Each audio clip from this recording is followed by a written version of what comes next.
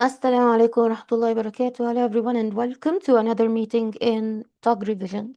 We are going today to cover topics from 2025 issues, and I'm going to start with HIV in pregnancy. This is, as you all know, is a behavior guideline.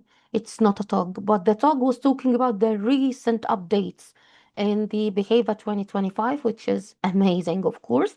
Good opportunity to know what has been new. This is not new. This is every exam question. How and when you are going to offer labor for a patient who is having HIV. So let me remind you guys that to say I am able to decide when and how this patient is going to deliver, you need to know two things. Is she compliant to her antiretroviral therapy? And what is her latest viral load? And when I said latest load, I'm talking about the one that we have done at least 4 weeks before labor. So yeah, this one is very easy because she's having a low suppressed viral load, less than 50 copies, and there is no obstetric contraindication to vaginal birth. So yes, she's having a vaginal delivery. Let me make something or add something to the scenario. The patient is coming to you now at 36 weeks with rupture of membranes. Would you please tell me the best management right now? What would it be?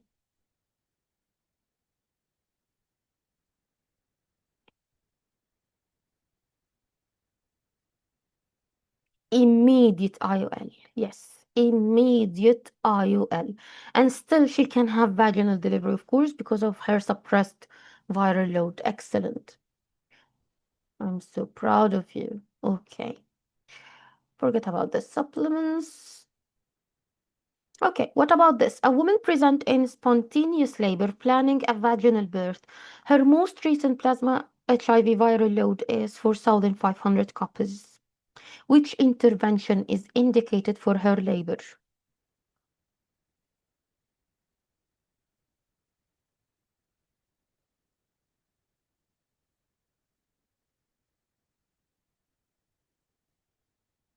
Okay, this is something that I want you all to know by heart. We know the viral load for this patient, right? So I know her status and I know her viral load. Excellent. Okay, so we need something to cover the baby through labor. This is going to be intravenous sidofidine throughout labor.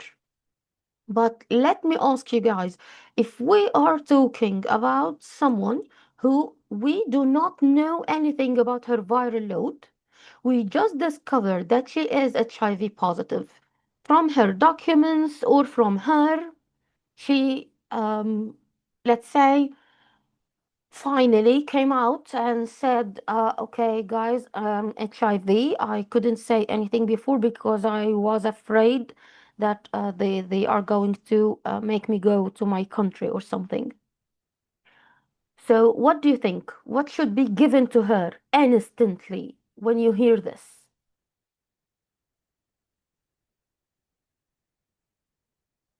Excellent. The quickest thing ever that you should give to her, and it's oral drug, is nevirapine. Nevirapine work very quickly and it can cover the baby. Okay, and it's a very quick drug, a very quick one. You are going to give her the oral nevirapine, but also during active labor, you are going to put her on triple therapy with double dose tenofovir. So she's going to take double dose tenofovir, dolutegravir, and zidovudine, the three of them during labor. But what is going to protect the baby or offer him a protection, an umbrella of protection right away? Nevirapine. Okay, this is a recall, a very important one, by the way. And we do this for women who are silent for us or they are blind spot. We don't know anything about them. I don't know her viral load yet. I just knew from her history or documents or by the point of care test that she is HIV. Excellent. Okay. Here, a woman with viral load at 100 at 36 week is to have a planned C-section with the indication being prevention of vertical transmission, at which gestation we should go for a planned cesarean section. See, it's trivial information, but some of us are going to drop it. This is like having elective cesarean section away from the usual timing. The usual timing is not before 39 weeks, according to the NICE guideline, but here we are going to consider the plan CS from 38 week. Okay, take care of that. And whenever this woman is having ruptured membranes and she is booked for plan CS, what are you going to do?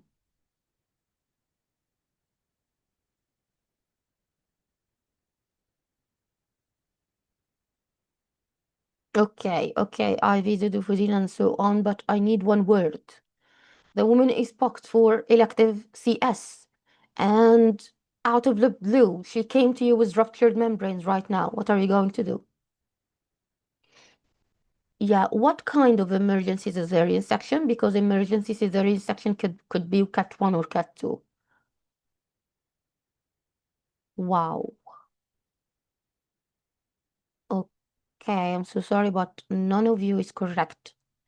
Immediate, immediate cesarean section. It's not even cat 1. Immediate cesarean section. Okay. Yeah, or else we we have done nothing. Everything, everything considering your hard work during the antenatal care and her or that she's taking and everything in vain. Why? Because as you can see, her viral load is above 50. Okay, and this is what's important for me, the viral load at 36 weeks, or the one that was done just before labor, or the one that was done in labor. This is the most important viral load to me. Okay, so as you can see, it's high. This woman needs immediate CS. Please, if this was in the options, go for it. If it's not in the options, go for cat 1. What about the antibiotics and protection and so on? Yes, of course, as you all said, we are going to give the IV zidovudine during labor. And if we are talking about a baby who is a preterm, not a term, we sure can give erythromycin also. And by the way, any woman who is HIV positive, you are going to give GPS prophylaxis if she is having a PROM. No matter she is GPS positive or negative, I don't care. I'm going to give her something to cover the GPS. The RCPI follows the behavior, by the way. The RCPI right now follows the behavior guideline. Okay, this one is good. A woman is newly diagnosed with HIV at 30 weeks and is not yet taking any antiretroviral therapy. What is the most appropriate management?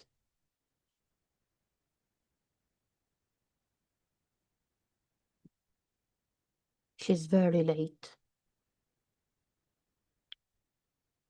Because all women should have been started their heart by 28 weeks. Okay, she didn't came before and she now came to us at 30 weeks. What should we do? Yes, start it ASAP. Start it ASAP. This is what we should do.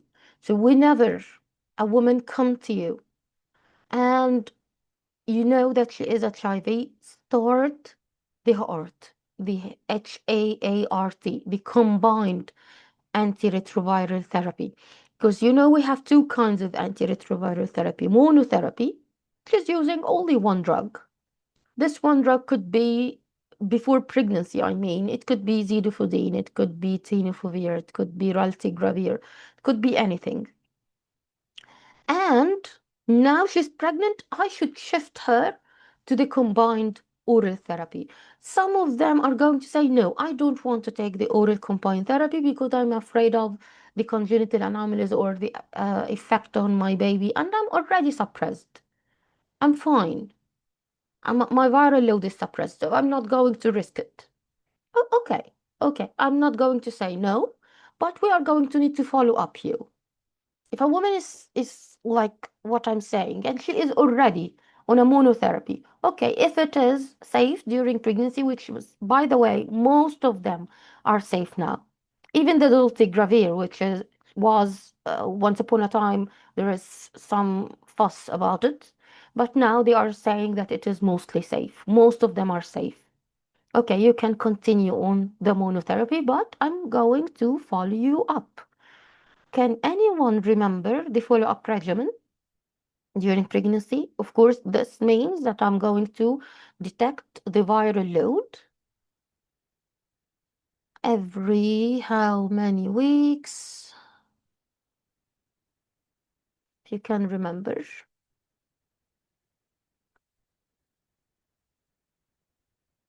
Exactly, every 4 weeks. Excellent. But for someone, and excellent, yeah, and at 36 and at delivery. Excellent. That is very important. Why? Because the viral load that I'm going to have at 36 weeks is what is going to make me decide the labor route. And the one at delivery is going to confirm if I can go on with vaginal delivery or not. And also is going to tell me whether this baby is low risk or high risk baby. Excellent, guys. For someone who just started the new heart, Dr. Sawara is telling us that we need to perform two things. Actually, we need to get the viral load and also toxicity and liver function. Excellent, Dr. Joan, because of the toxicity, okay, over the liver. This is very important, guys, and also can be exam question. By the way, this is something that is very common to the BHIVA mock on their official website. A woman starting antiretroviral therapy in pregnancy, her baseline HIV viral load is very high, to 50,000. Which third agent is preferred to achieve rapid viral suppression? If you know it, it's fine. If you don't know it, we are learning it from the latest update.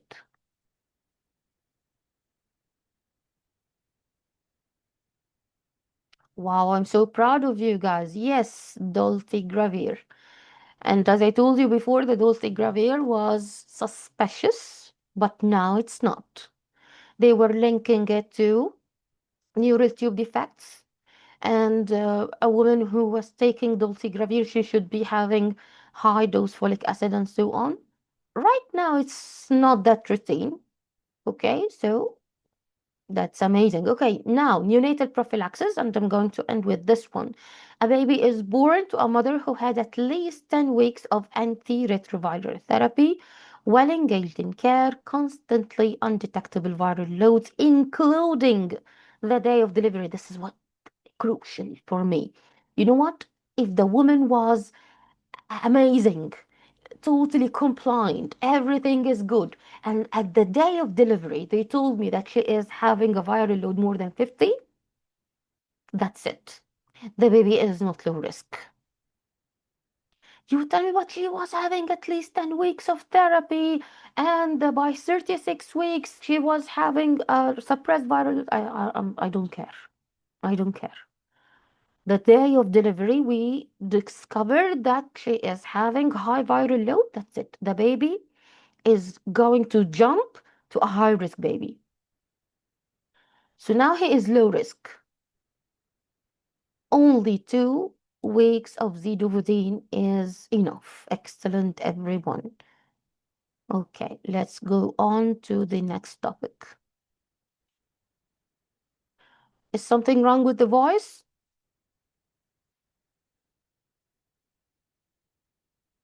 Okay. So I know that this one is not your cup of tea, of course, because it's talking about so many genomic testing and so on, and some of you have no idea about the genomic testing, but inshallah, I'm going to make it clear for you. Look, guys, in UK and in the NHS, to be specific, because they are going to pay for it, we have several steps to detect genetic, genetic, not chromosomal, genetic abnormalities. And because the genetic testing is not that cheap, and because the whole genomic sequence is not yet covered by the NHS totally, and if you want to do something to like put all your genome on the table in front of your eyes, this is very expensive. And mostly you are going to do it in America, and you are going to pay for it. But the NHS still fund some very important tests. So let's see.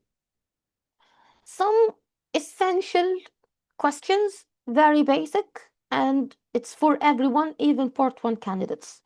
During antenatal counseling, parents asked when the newborn or the blood spot test will be carried out. I'm going to send it to the Part 1 group right now.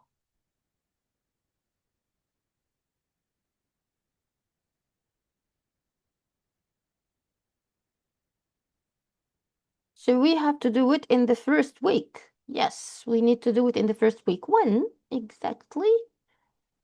It's Yeah, the by day 5. Yes, yes, dear. 5 day. Hmm, Day 5. Okay. it's not for me. Okay. I thought I have muted you all. That's fine. Okay, so yes, it's by day 5. It should be done before the first week ends. Okay, can you remember what we are going for? I think we have a question for it. How many conditions are we going to screen for? No, mostly we do it by day 5. By day 5, okay? But the baby shouldn't be late after the first week. This is what I was saying. They are about 9 conditions. Excellent. But this is pure talk. Pure talk. You know why? Because we don't have a guideline for it. We only have the web page for the NHS. And this was our resource before.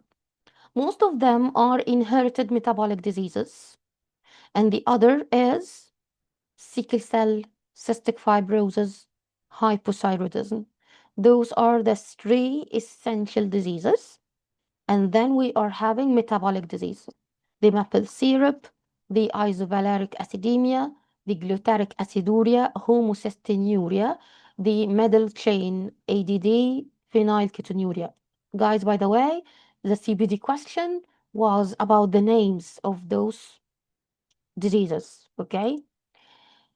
Okay, which condition is screened for by the newborn blood spot test? Actually, those are some conditions, okay? And the parent is asking you which one is actually detected by the newborn blood test rather than by another screening program. You know that this is also a recall from part 1, but in another format. They were asking about which blood test is diagnostic for cystic fibrosis. So actually we have 2 blood tests to be used in cystic fibrosis. The newborn blood spot, and also, of course, the DNA analysis. So either or. So first we are going to use the immunoreactive trypsinogen. This by itself could be the exam question. Okay? So we are going to use the blood spot and use the immunoreactive trypsinogen, and then To confirm, we can use the DNA analysis also. Excellent. Okay. The newborn and infant physical examination is performed within 72 hours of birth. The trainee is asking which assessment is a core part of it. So this is something may sound new to you. Any one of you know anything about the physical examination done in the first 3 days of a newborn life?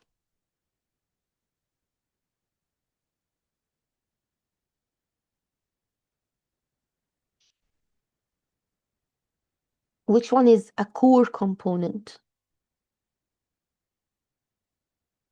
Look, I'm happy that you are at least between two options. This is, for me, is very good. Okay, so I'm really happy that you are away from E and D as a start. I'm so happy. Okay, and this is examination, so C is not examination.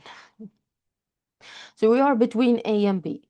I'm thinking with you as if I don't know anything about it. So think about it. Is it going to be congenital cataract or the autoacoustic emission testing? Look, this is going to sound a little bit hard if you don't know how this test is done. And it's not that easy to be done. Yeah. It's not examination also. Okay, so the core 4 elements for the neonatal examination testing is the eyes. We do the red reflex to detect congenital cataract, heart, hips, and in boys, you are going to add the testicles. The remaining options, okay, they are not a part of the routine examination. They are a part of newborn screening pathways that is going to be offered according to the patient or the baby condition. Okay, parents ask how their baby hearing will be checked through the newborn hearing screening program, which we already going to do for high risk cases.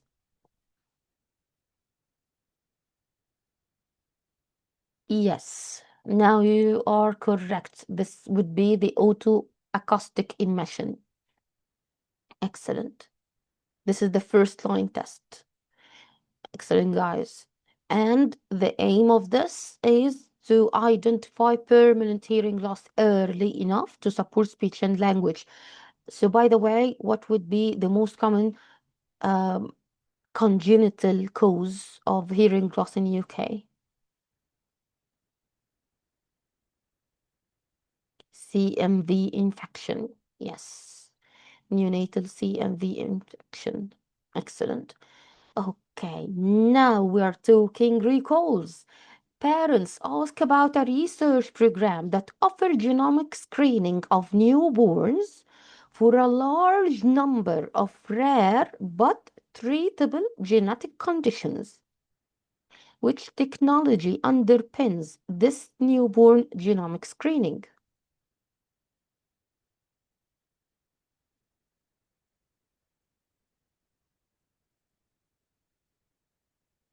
A large number of rare genetic conditions, but they are still treatable.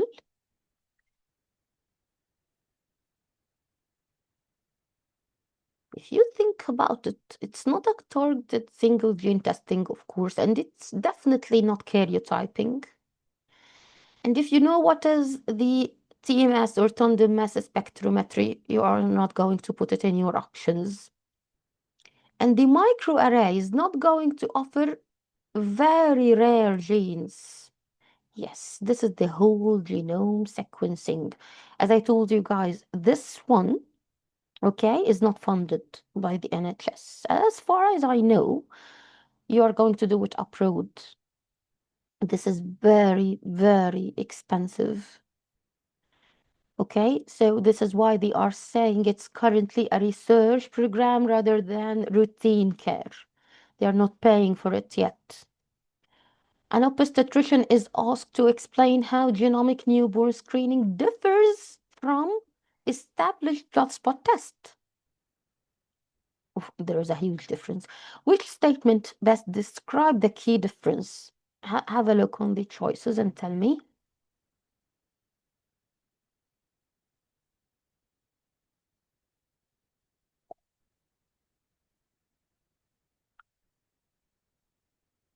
Yeah, the choices are not that difficult, by the way. Yeah, you are right.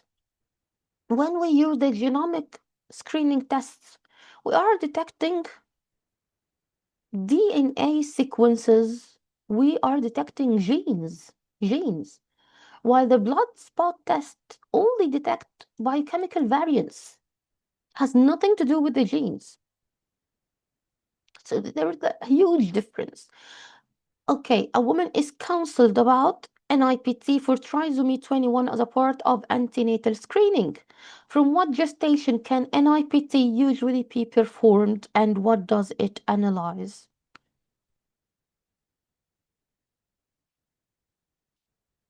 I think this also can be a good question for part one, guys. Let's give it to them.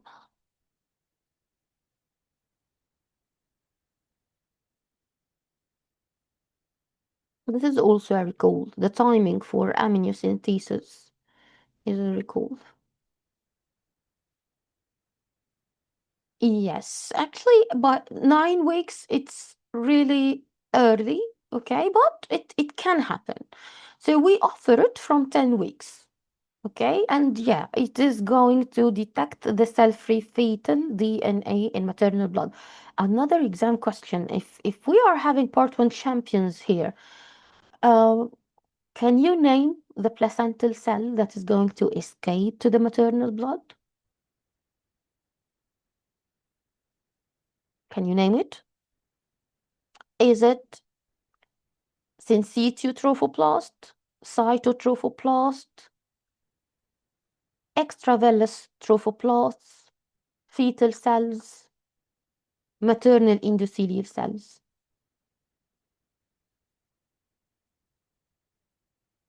Actually, it is extravellus trophoblasts. Extravellus trophoblasts.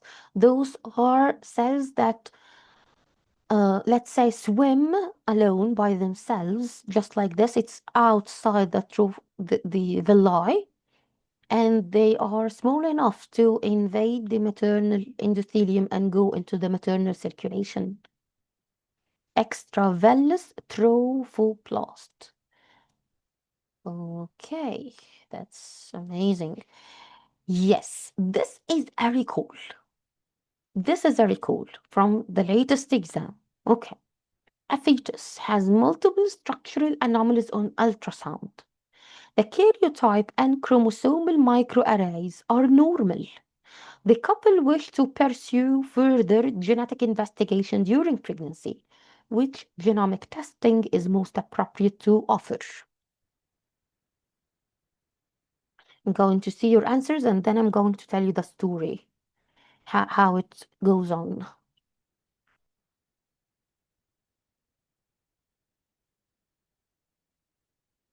Don't rush, take your time, okay? And remember, there is a next step according to the NICE guideline and according to the NHS. Look, guys, we all know that we go for congenital anomaly scanning by 18 to 20 weeks, right? This is when we are going to see if the baby is having any structural anomalies. If the baby is having any structural anomalies, we are going to offer chromosomal analysis because this is common. Common is common. Chromosomal abnormalities should be excluded first, even if she had already had her first trimester screening and second trimester screening, and they are low risk. Now I'm having multiple structural anomalies. It's not a solo one. Okay, it's not like talipus only. No, it's not like this. This is multiple structural anomalies. So I want to know if this baby is having a chromosomal lethal abnormality or not. So we have done already the cell-free fetal DNA to detect the down and so on. They are screening. So I needed to confirm. We go for amniocentesis, karyotyping. Karyotyping is normal. So, okay, the next level. I need something more specific, something that can detect even small microinversions, not the large, big one, which is the chromosomal microarray. Chromosomal microarray can detect small inversions, small deletions. If both of them are normal and I still have multiple structural anomalies, we are going to offer her the R21 criteria, the trio exome sequencing. So it is named trio exome sequencing, or it can be named the R21 criteria. This is funded by the NHS, okay? And they have a specific situations for offering this because it's still expensive. It's not that cheap. Okay, and after we get the results, they are going to have a genetic counseling. We are now working on the level of genes, not chromosomes. If this came out normal, I think they are going to go on, okay, depending on their wallet, and go for whole genomic sequencing. Okay? Yeah, this was mentioned in the talk article. Hands together to Dr. Kavita. Excellent, excellent, Dr. Kavita. And we have, do you know the R21 criteria? Have a look over them. I don't want you to remember the whole criteria, but always remember that a baby with several structural anomalies and the karyotyping is normal, the microarray is normal. So what is this? This is genomic. This is not chromosomal. I need something to look at the base of genes. So we can offer them exome sequencing. Exome sequencing can identify single gene causes, but again, not the very rare one. So the next one is going to be, or the next step, if this failed, whole genomic sequencing. One of the questions that we had in the Facebook and other groups also is when to offer another ultrasound.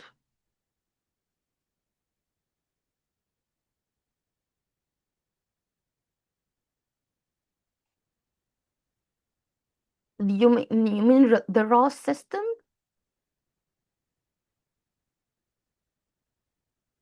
Mitochondrial one? You can look it up if you are working for searching for specific something.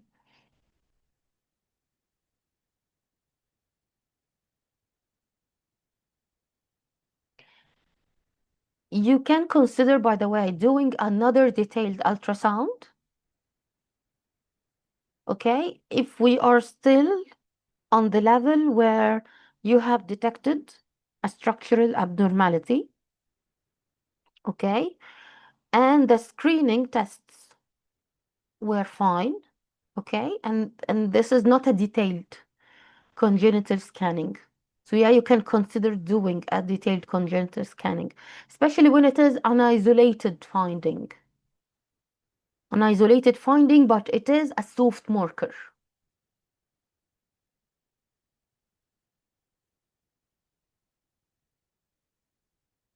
Karyotyping is normal. Chromosomal microarray is normal. Okay, you are going to be offered exome sequencing.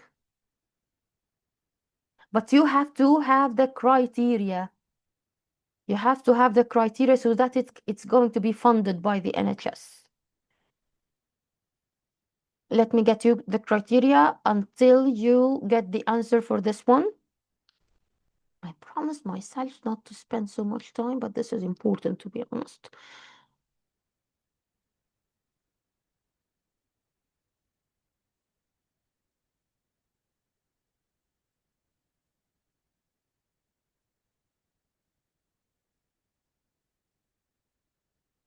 R21 criteria.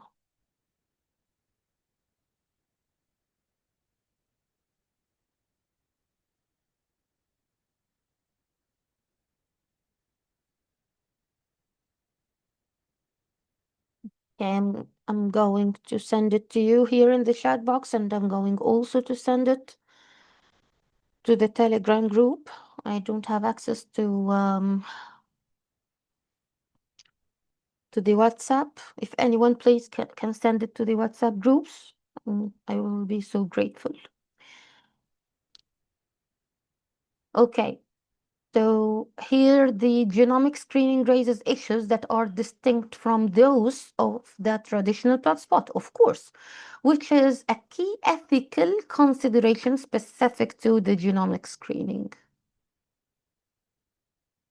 Yes, B is the correct answer. Incidental findings. Guess what? If you are doing this without a good indication, you can find something that you were not prepared for. And you are going to have a hell of an anxiety and unneeded. Unneeded. Okay? So this is why we have a criteria to go for the exome sequencing. Instead of having this unneeded anxiety over rare genomic abnormalities or derangements, which is, by the way, could be linked to things like autism or ADHD, but it's not a structural problem in the baby. Okay, or his school performance or things like this.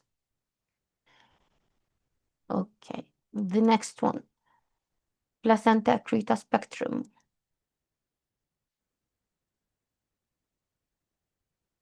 Again, I'm reminding you that we already have a guideline for this, whether you are MRCPI or MRCOG. You are having almost the same screening tools, almost how to deal with a patient with placenta accreta, everything. This guideline here, we have two, by the way, in the latest 2 years, I think. And one of them was talking about screening. The other one was talking about management. Okay, this looks to me like a typical RCOG exam question. A multiparous woman is found to have a placenta previa at her mid-trimester scan. The team is assessing her risk for placenta accreta spectrum. What is the most significant risk factor for placenta accreta spectrum? I think this is a recall. It was a recall, right?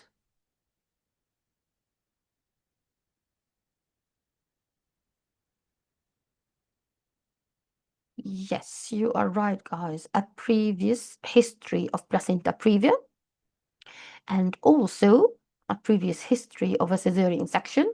And take care, guys, please, that they asked about numbers in the latest exam.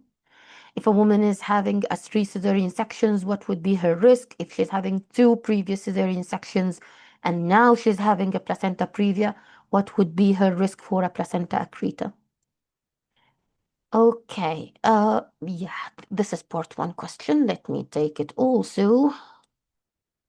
So, if the placenta is reaching the uterine serosa with involvement of the bladder, what is this?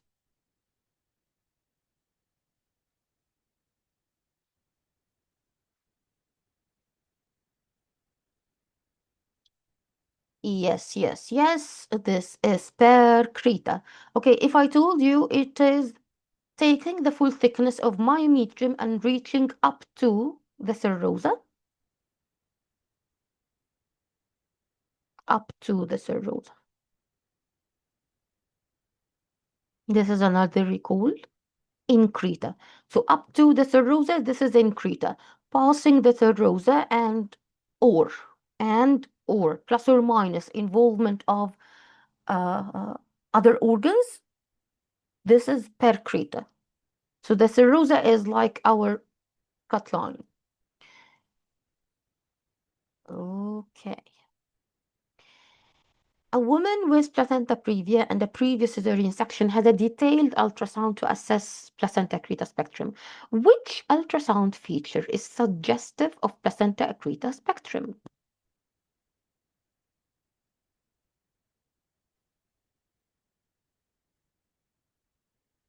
Good one, actually.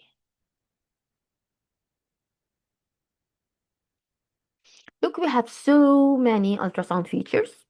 So you're going to work with what you have here. If you find those easy, Dr. Safi, then we are doing just great. Those are average difficulty, inshallah. Okay, would you tell me, guys, which ultrasound feature is the strongest to suggest a placenta accreta spectrum? And do you think any placental lacunae is going to be as suggestive for placenta accreta? Bridging vessels. Excellent. I'm so proud of you. Bridging vessels. But why you choose D? A placental acne could be normal.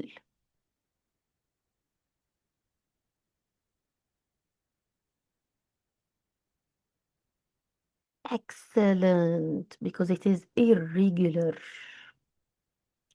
Irregular. With high turbulent flow inside it. So this is not a normal acne. This is not the placental lakes. A moth-eaten appearance or a turbulence inside it, or irregular lacunas, multiple, those are pathological. Having only a previous scar and having anterior low-lying placenta is not suggestive of accreta spectrum. Excellent, guys. I'm so, so proud of you. Okay, now they are asking you about the rule of MRI, which was a very good part of this talk article. What would be the role of MRI in placenta accreta spectrum? By the way, the ultrasound can detect the depth of invasion.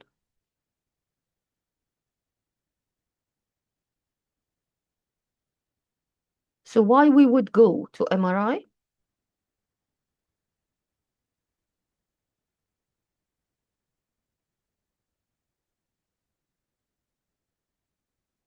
Yes, excellent. Actually, MRI is not primary and it's not alternative. It is complementary tool. When the ultrasound cannot detect the whole geography of the placenta, when we can see, but we cannot see it all. And guess what? Guess what? I don't use the MRI for confirmation. We only use the MRI if the woman is planning to keep her uterus. We use the MRI, okay, to see the parametrial or bladder involvement before surgery so that we can plan how to keep the uterus without hysterectomy. But the ultrasound is amazing and very sensitive to even the depths of invasion.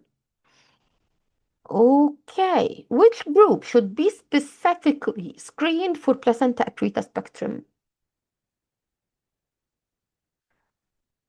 This also could be exam question.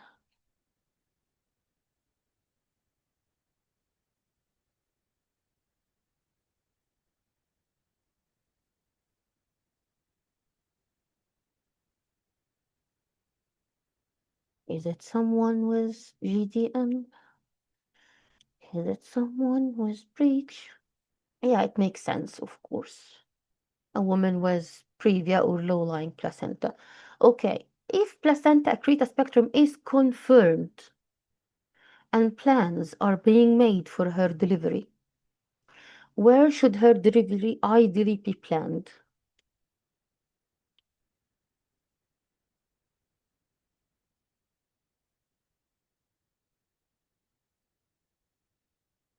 Yeah, they can come, Dr. Huda, wallahi, they can come. SBAs are not that difficult. If they sound easy to you, it means that you have studied this topic correctly.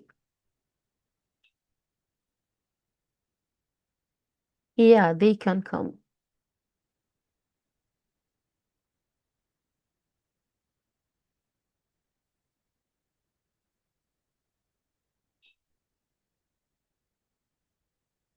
And you know what? If this sounds to you trivial, very easy, okay? It's not for all overseas candidates. Because we are meeting some overseas candidates who don't know what is NDT. Okay, at which gestation plan delivery is recommended for someone who is having a confirmed placenta accreta spectrum, no bleeding, no other complications? This is a guideline after all.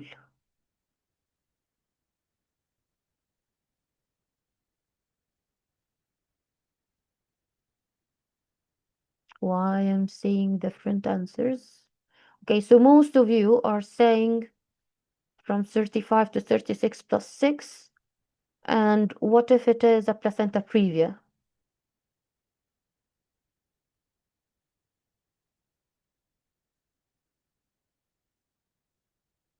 So now we are having different answers.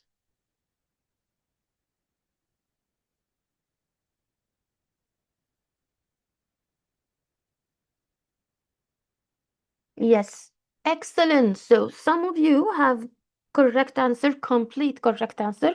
They are telling me if she is asymptomatic and if she is symptomatic. So make your mind, guys. If she is asymptomatic, when should you deliver her? You know that this could be AMQ?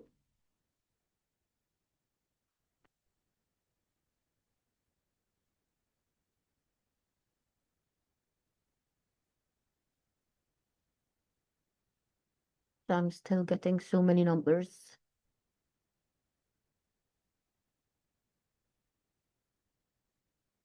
Dr. Hoda, what do you think?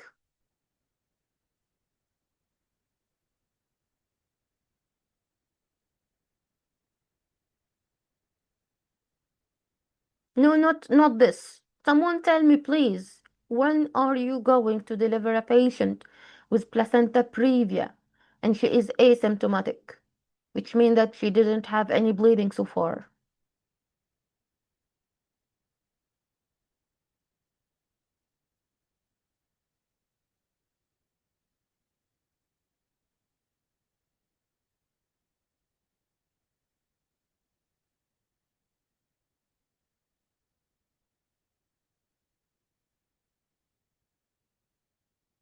By term, by term, by term. But don't take her beyond 37 weeks. Yes. Okay, so here at plan CS for significant placenta accreta spectrum, the placenta is densely adherent and clearly invading the myometrium. The woman has completed her family. So what do you think?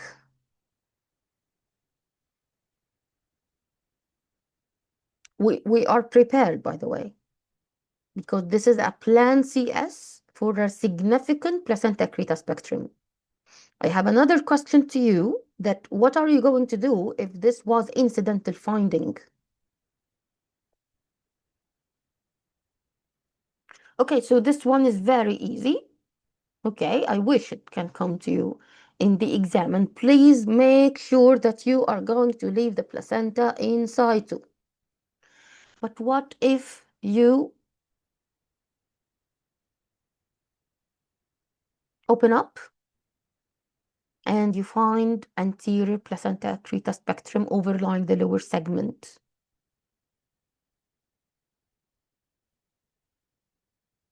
Not this, I'm asking you orally.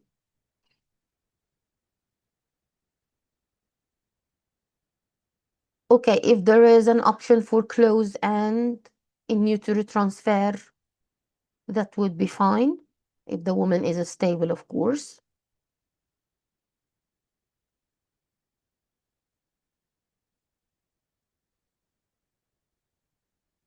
Okay, and here the senior, okay, had come to rescue you. So the senior is planning where to make the uterine incision to deliver the baby.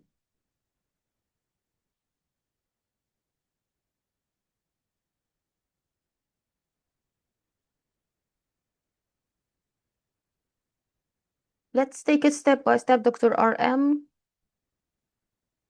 Okay, we are here. We are having a stable case. You incidentally found that the placenta is bulging to your face. So what you are going to do? Close and in utero transfer to a tertiary hospital, or wait for the senior and prepare yourself. Okay, so you can go for cross matching, you can group and save at least. Make sure that everything is prepared until the senior come or the consultant. So here, the senior already is here. Alhamdulillah, he is here. He is going to make the incision. Where he is going to make this incision?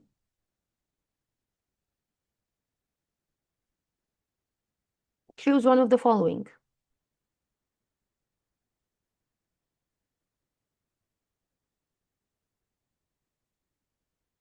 You want to deliver the baby.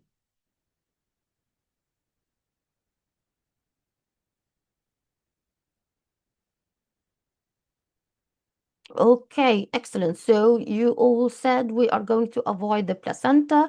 It could be fundal or classical incision. Okay, excellent. Excellent. I'm not going further because we have a whole talk article talking about management of placenta accreta without jeopardizing losing the uterus while preserving the uterus. So let's see if this one, yes. A young woman with placenta accreta spectrum strongly wishes to preserve her fertility and she's counseled about uterine preserving management. Which best describe this conservative management?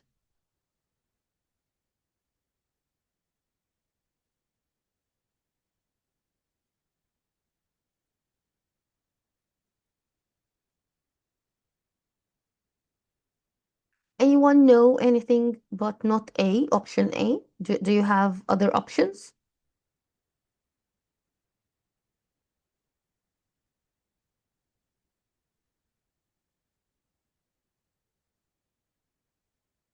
Excellent. Yes. We have another option to no, we don't give methotrexate. No. We can take out the part where the placenta is embedded, okay, just like doing a myomectomy and repair.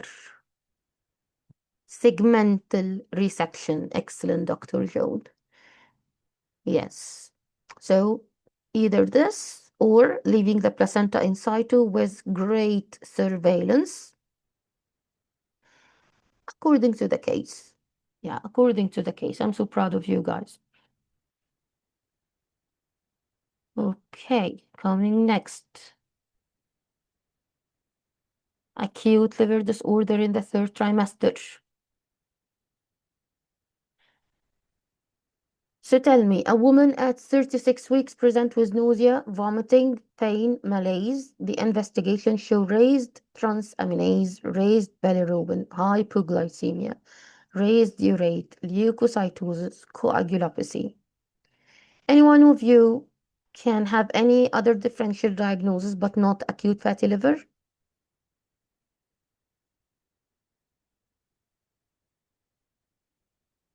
This could be what? This could be HELP. Yes, definitely. It could be HELP. Okay, so which diagnostic tool is most commonly used to diagnose acute fatty liver?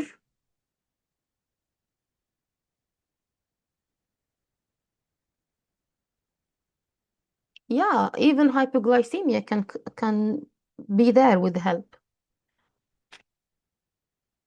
but not severe, to be honest, yes.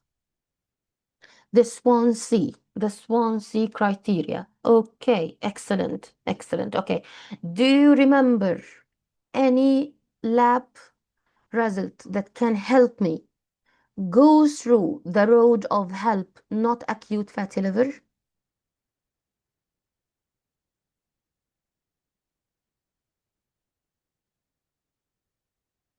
The LDH levels. Excellent. What else? No, not the uric acid, not really. Yeah, which part of coagulation? Thrombocytopenia and what else? No, the liver function test could be deranged in both of them. Excellent. Antithrombin 3. Okay, antithrombin 3 is going to be low or high, or it's not that bad in help. Are you waiting for the fibrinogen products? So you are going to wait until the IC? Yes, the antithrombin 3 is low in acute fatty liver, but not in HELP. The LDH is usually very high in HELP. Those can be helpful. Those can be helpful, especially that the criteria that we use for HELP depends mainly on the raised LDH. And then they categorize the HELP in, I mean, the severity of the HELP according to not the LDH. They categorize them according to the number of what?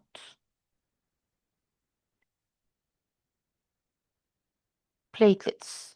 Yes, the Mississippi platelets. According to the platelets, yes. Okay, so here this one is very common recall. Hypoglycemia. Okay, here we are. Which fetal enzyme deficiency is classically associated with acute fatty liver?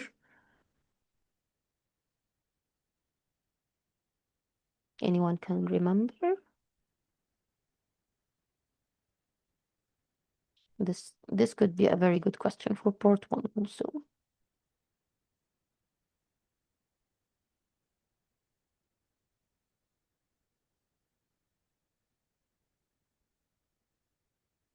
Is it the medium or the long?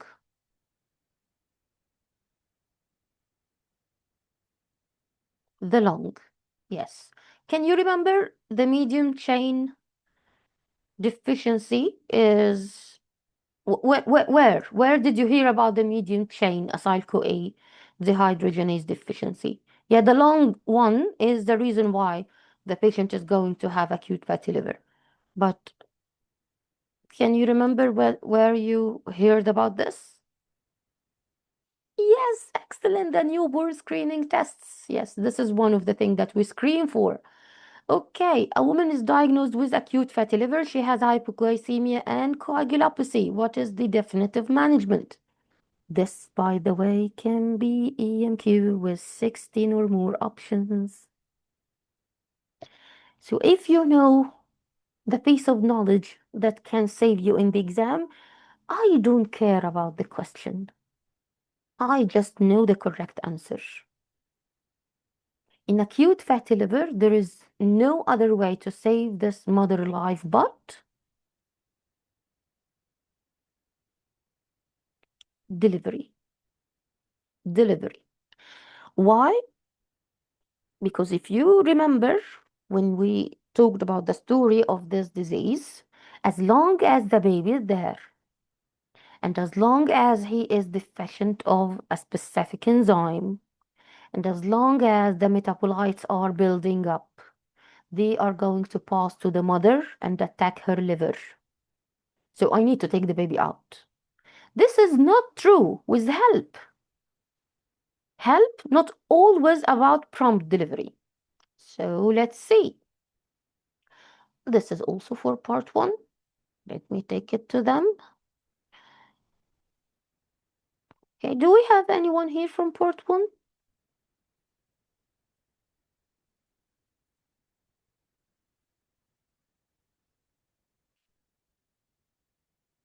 Yes, of course, A.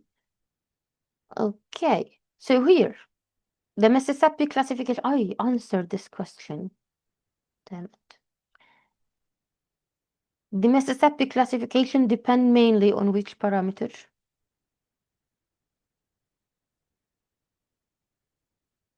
Yes, the platelet count. Yeah, so we are having a high LDH more than 350, and the classes are according to this thrombocytopenia. Okay. A woman with HELP becomes suddenly hypertensive and severe right upper quadrant pain and shoulder tip pain and clinical signs of hemiperitoneum. Which serious hepatic complication should you suspect? You know, I swear that this is a recall. It was a recall, but the scenario was longer and it was EMQ. Okay, so if this happened, guys, if we are having a liver hematoma, which apparently it ruptured, okay? Because it's one of the complications of HELP, okay, when the patient suddenly goes hypotensive. Patient should be hypertensive. Now we are having a hypertensive patient. What should you do right now? Immediate action.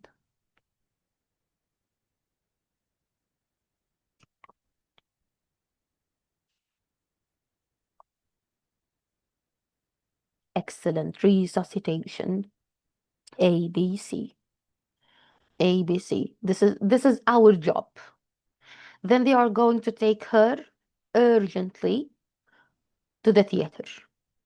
They can confirm the presence of hemoperitone by the fast scan. Okay, this is also mainly for part 1. Yes, excellent. A pregnant woman in the third trimester developed jaundice, fulminant hepatic failure after travel to endemic region with poor sanitation. Which infectious cause of acute hepatitis is associated with high mortality in pregnancy? So it's very trivial question, and still I get wrong answers.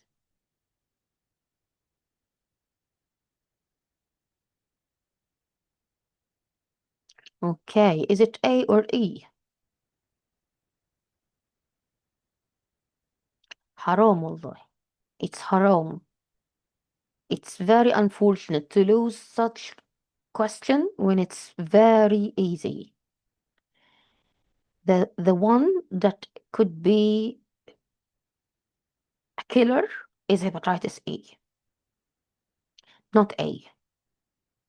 Both of them are orofecal or fecal-oral, but E can cause fulminant hepatic failure. Okay, so take care of that. Take care of that, guys.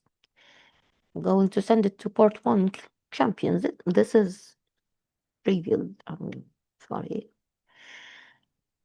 Okay. We have answered so many questions about the stock article, by the way, before. You can go through the YouTube channel, you can find more and more questions. Okay, here, and I think that this reminds me of the recent recall, but we are going to do some modification. A fever with marked transaminases, minimal bilirubin, leukopenia, and you are suspecting disseminated herpes simplex hepatitis. What is the most important treatment to start promptly?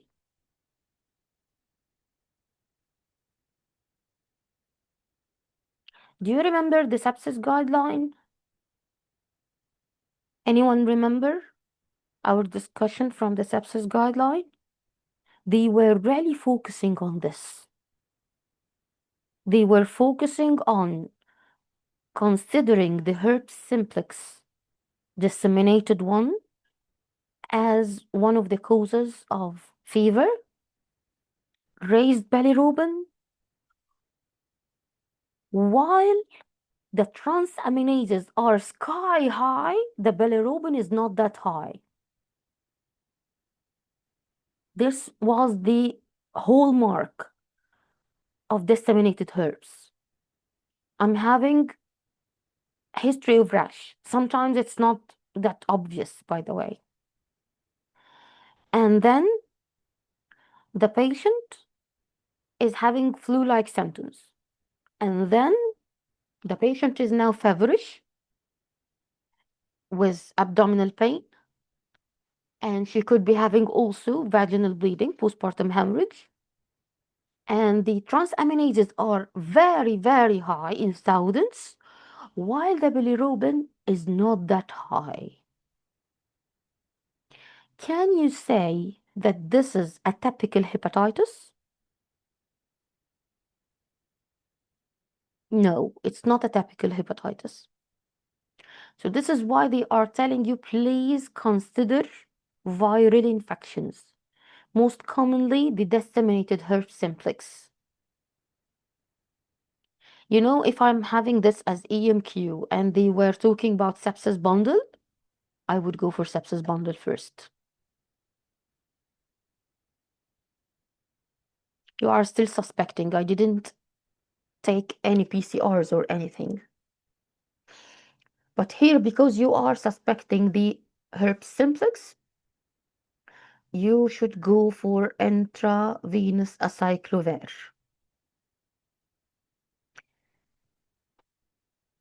Okay, this is very good question. Let's go for the next one.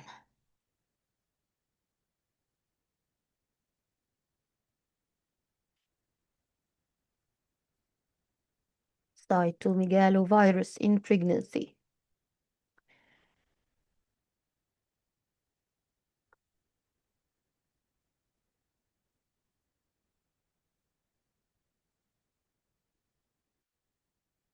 Okay, the main importance of congenital CMV would be what?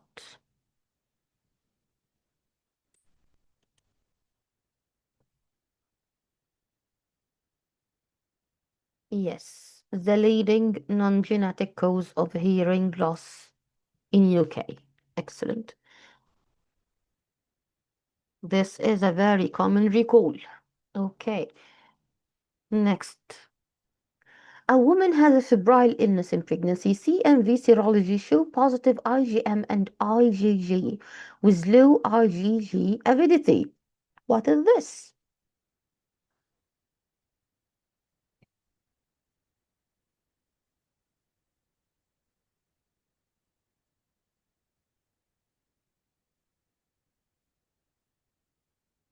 Can you say that this is acute infection or a recent infection? If you said so, please tell me why.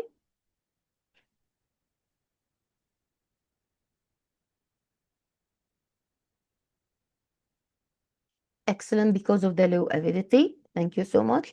Anyone can remember the cutoff for the avidity because it appeared to part one champions, by the way.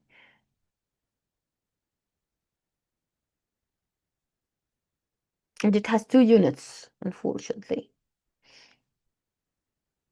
More than 60 is high. Excellent. Less than 30 is low. Excellent. A woman is counseled about circumstances in which CMV is most likely to harm her baby. Which one carries the highest risk of severe congenital CMV?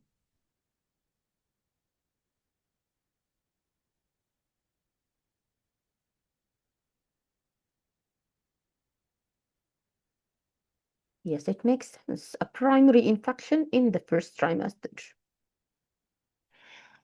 A woman confirmed primary CMV at 9 weeks. Fetal infection is to be confirmed by amniocentesis. When should the amniocentesis ideally be performed?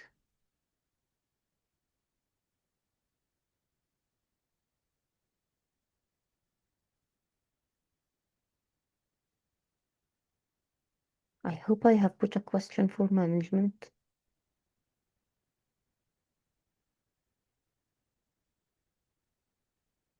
Yeah, we should wait. We shouldn't do it immediately at the time of diagnosis because I'm waiting for the seroconversion. So yes, it should be at least 6 weeks of maternal infection or around 20 to 21 weeks. Excellent, guys. This is very important. A woman has a confirmed primary CMV in the first trimester, wishes to reduce the chance of transmitting the infection to the baby. Can we do something? According to the TOG, what is now being studied, and it has been promising, reducing the vertical transmission, but it's not routinely offered. Is it the Vala or the Jansi? It is the Vala, yes. The Vala cyclovir. The Vala cyclovir, excellent. Parent ask whether CMV hyperimmunoglobulin should be used to prevent their baby becoming infected. What does current evidence show about CMV hyperimmunoglobulin pregnancy?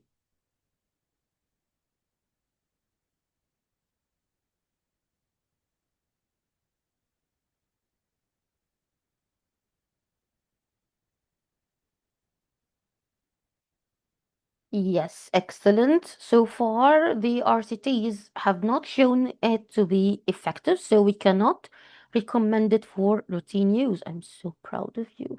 Do we have a CMV vaccine so far? No, no, not for parvo, not for toxo. A fetus with suspected congenital CMV undergoes detailed ultrasound assessment. Which combination would support a diagnosis of congenital CMV? I really don't remember if I'm having the next step. Inshallah, I have done it. I have prepared this from some time. Okay. Yeah, I would go also with A, but you know what? I would replace this with another very pathognomonic feature for CMV. It's not intracranial calcification. There is calcification, but more common with CMV, it is periventricular, not intracranial. There is hepatosplenomegaly, of course. Yeah, this would go for toxo. Yeah, also this could go with toxo. Periventricular pseudocyst. Periventricular pseudocyst. Excellent, guys. Again, I'm so proud of you. Okay. A woman in early pregnancy, she's having a toddler. Ask how she can reduce her risk of catching CMV.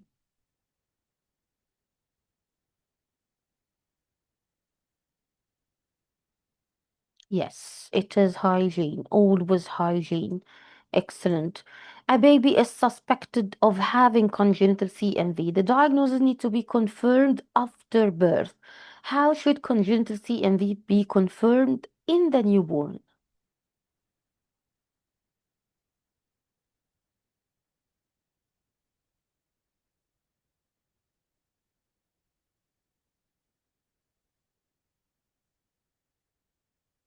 It reminds me of malaria also. How would you confirm a congenital malaria?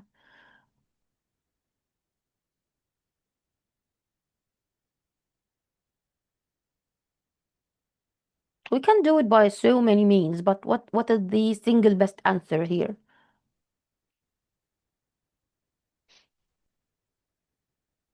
Are you going to do it by maternal serology?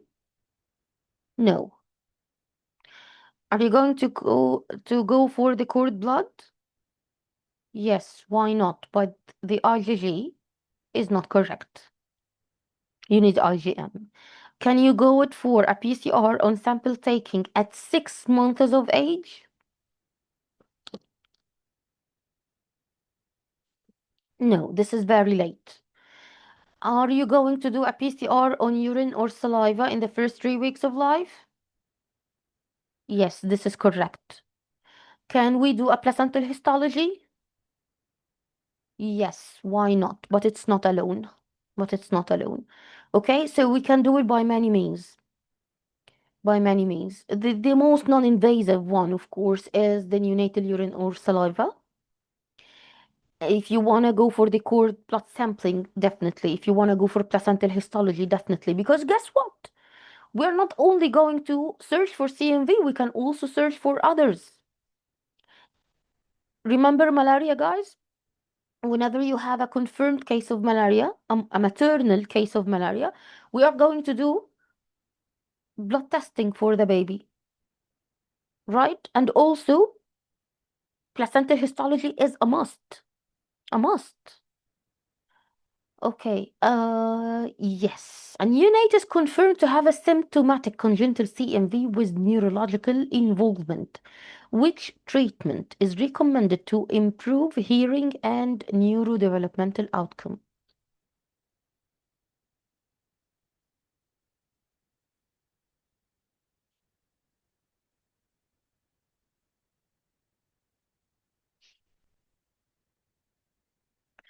Okay, so you all are okay with the Valgancy clover. Yes, and you are right. This could be or IV Gansis clover. I don't know how to pronounce it, honestly. I'm always skipping the C, cantilever, and that's it. But we need to start it very early and continue it for 6 months. And we are going to need to monitor neutropenia. Okay, excellent, guys. But the question that I was looking for is not here.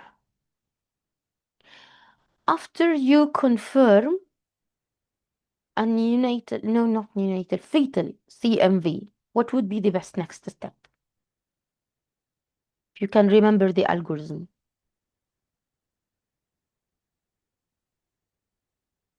I'm waiting for this question to appear in your exam.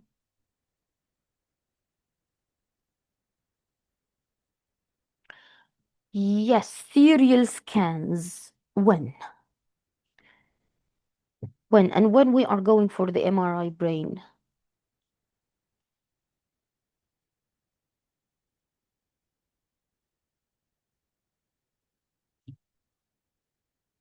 So many numbers. Again, so many numbers. I don't like it.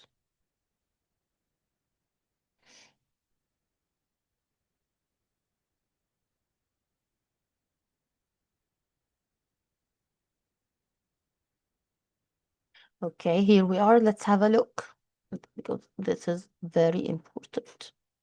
Have a look here. I'm going to zoom in.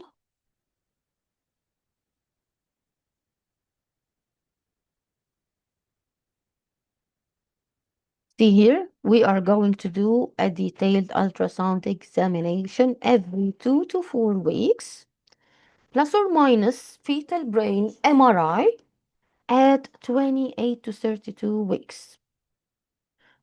I need you to remember this. Plus or minus fetal blood sampling in case of what?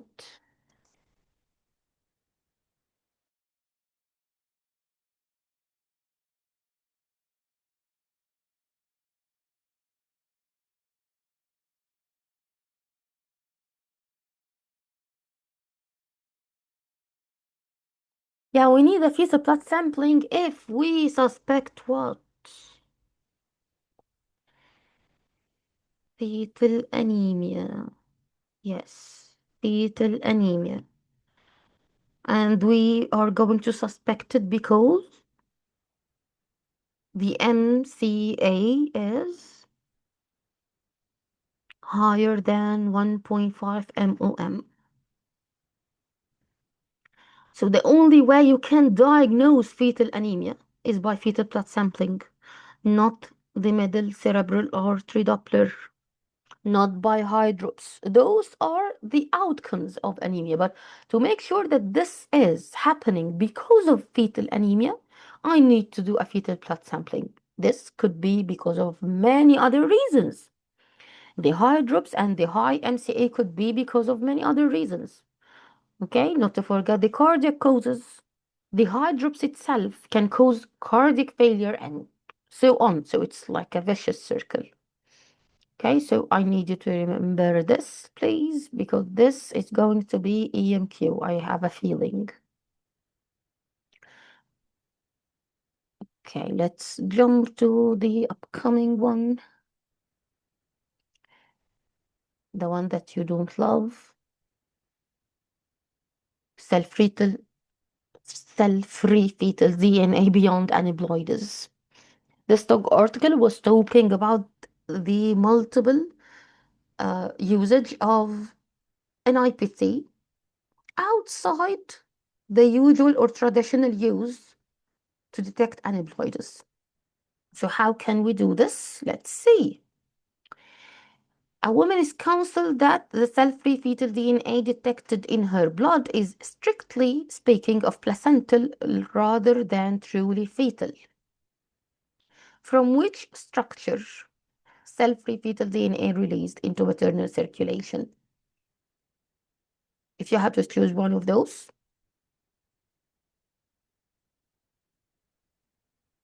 syncytial trophoblast, and more specifically, the extravillous trophoblast. Okay, I can send this also to part 1 group. This is a recall for them.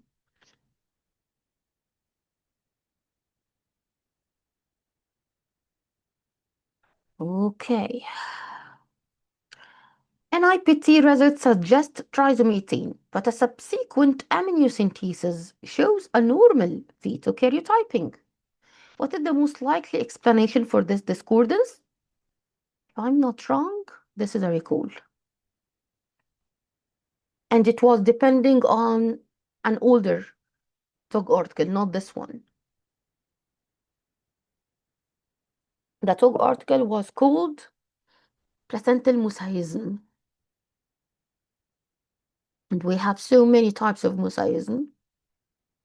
The one that can lead to a false positive cell-free fetal DNA is confined placental mosaicism. Excellent, guys. You know how this could happen? So the cell that contained the 47 chromosomes is not actually because of the baby, it is because of the placenta. The placenta is having some parts that contains 47 chromosomes. This is what we call mosaicism. A mosaicism is a phenomena where your body or that organ is containing some normal 46 chromosome cells and other 47 chromosome cells. So this is why we are having a mosaic Down, a mosaic Turner. Okay, they are rare, of course, but they are having better outcomes because they are having a normal genome, normal working genome in some of their organs. A couple are at risk. We are okay. At risk of having a fetus affected by congenital adrenal hyperplasia. Maternal dexamethasone given to reduce virilization is only continued if the fetus is female. How can cell-free fetal DNA testing help guide management early in this pregnancy?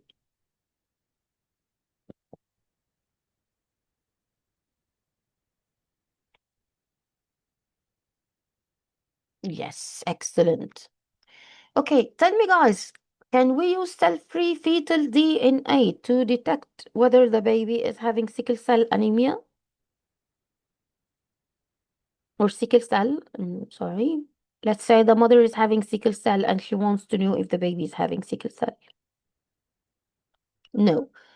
If the mother is having cystic fibrosis, phenylketonuria, thalassemia, Can we use the NIPT to detect if the baby is having the same condition? No, no. So how can you know for sure that this baby is having congenital adrenal hyperplasia or sickle cell or cystic fibrosis or phenylketonuria or thalassemia or hemophilia or anything? Is there a way? Yes, only by invasive testing or waiting until he's born. So if you want to do it while he is still intrauterine, you can do it by invasive testing, and we prefer the amniocentesis over the CVS for a reason. The risk of having placental mosaicism cells is more with the CVS. Okay? And not to talk about the risk of miscarriage is the same. It is the same.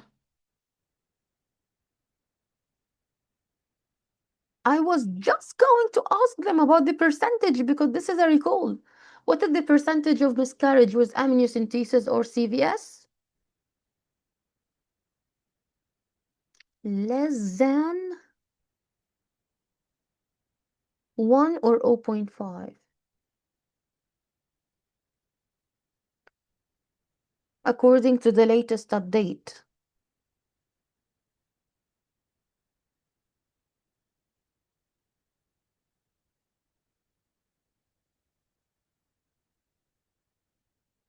When you go like this, can't stop myself showing it to you.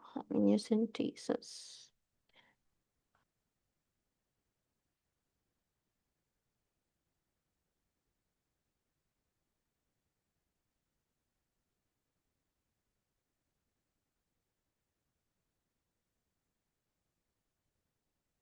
I need you to remember this by heart, by heart. Okay, here we are. This guideline is essential. Look, guys, the amniocentesis should not be performed prior to 15 weeks. The CVS should not be performed prior to 10. Please, please, please make sure of that. If you are having a trained operator, the miscarriage risk for twin is around 1%. If we are doing it for singletons, it's below 0.5. Okay? So who said 1? You are not wrong, but you have to say that this is for twins. Okay? If you are going to say in general, it is below 0.5. I hope it's clear because this is a common recall. This is a common recall. And I'm not going through the guideline, but remind me, do we need to give antibiotics? If we are doing this, are we going to give antibiotics?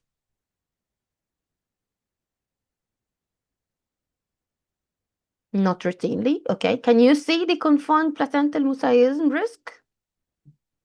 In amniocentesis, it's not applicable, but in CVS, yeah, we have a risk. It's less than 2%, but this is why we are having a false positive down or Patau or Edward or Turner.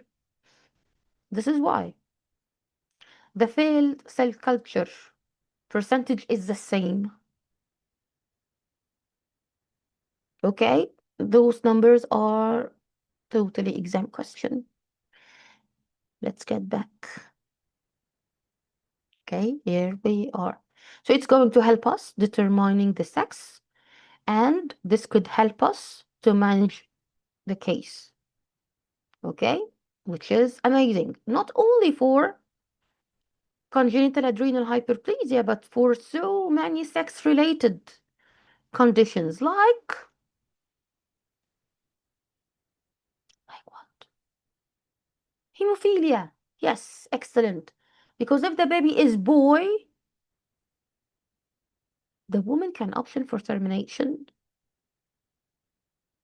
or do further testing, invasive testing. Because there is a risk of how many percentage that this boy is hemophilic?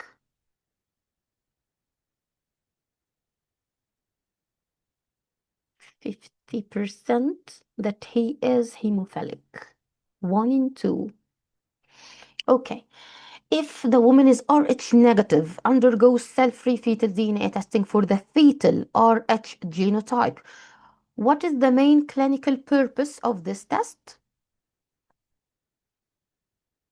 To target the prophylaxis only to women carrying a positive baby. Yes. NIPT sample fails to produce a result because of a low fetal fraction. Let's see if you remember why we could have a low fetal fraction.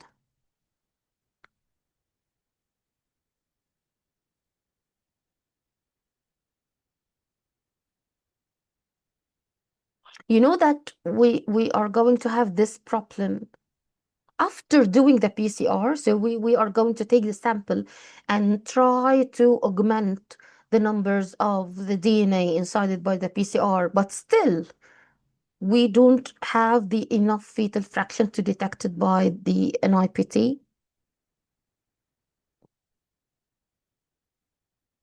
Let's see. This is because of high maternal body mass index.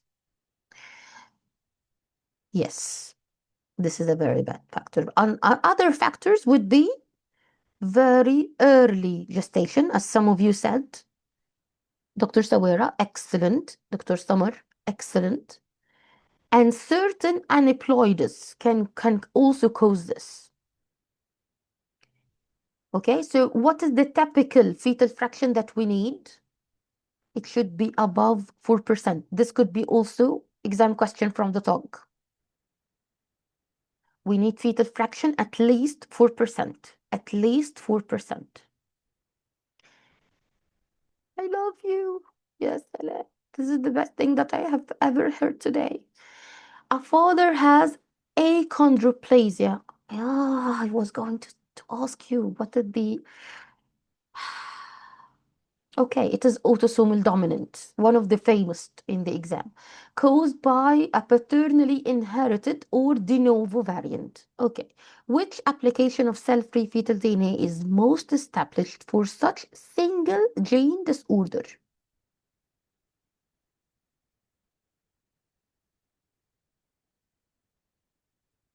Yeah, it is inherited by autosomal dominant inheritance. This is how it is inherited, but it is a genetic disorder. So how can we apply the cell-free fetal DNA, okay, to help us with such single gene condition?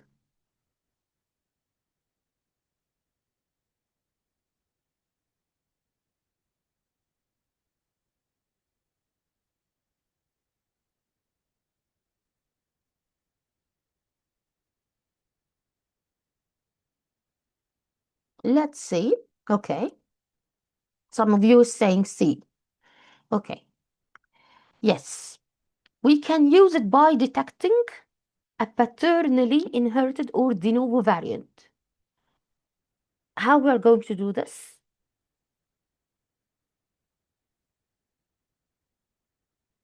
Because it's going to be absent from the maternal DNA. Okay, so if it is absent from the maternal DNA, I can use it to detect the father. Okay, so this is the only way. We are just trying to be smart. Just trying to be smart. But you know, if this is a maternally inherited condition, it's not going to be that easy. Because I'm not going to figure out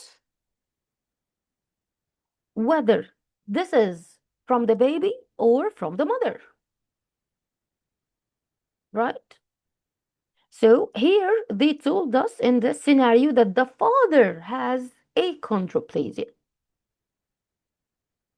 So now if I do this, if I use this, and I'm looking for the variant in the maternal serum, of course, it's not going to be the mother's.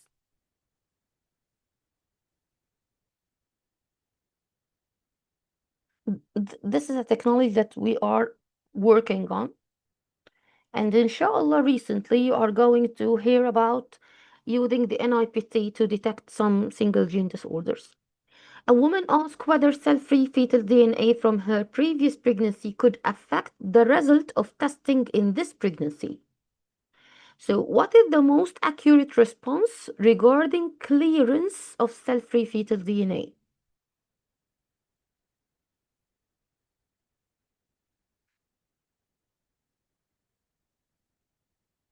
If those information sounds new to you, this is amazing.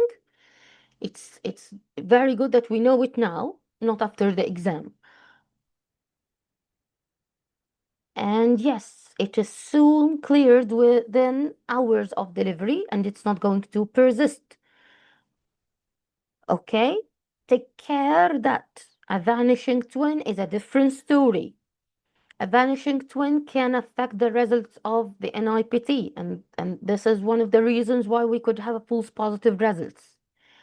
NIPT result return showing multiple aneuploidies across several different chromosomes in an otherwise well woman. Which possibly should this unusual pattern raise?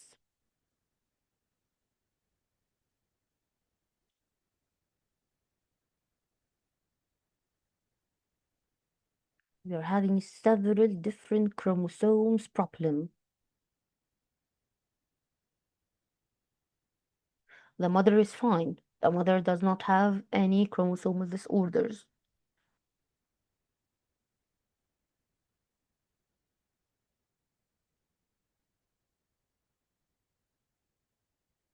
This is another form of false positive results, or it is really underlying a problem. Yes, this could be maternal malignancy. You know why? Because it is different chromosomes, not only one. Okay, so if we are like having a positive Patau or positive Down or positive Edward or positive Turner, okay, this is a false positive test, especially if we do invasive testing and the baby is fine. Especially if we follow up the baby and there is no structural abnormalities of whatsoever. But here it is multiple aneuploidies in different chromosomes. This could be maternal malignancy. Okay, so we are going to take it seriously. Not all the time it's GTN. It could be any other malignancy. Parents ask about expanding their cell-free DNA screen to include sex chromosome aneuploidies and microdeletions. Okay. What is the most important counseling point? The vanishing twins is one of the causes of false positive results.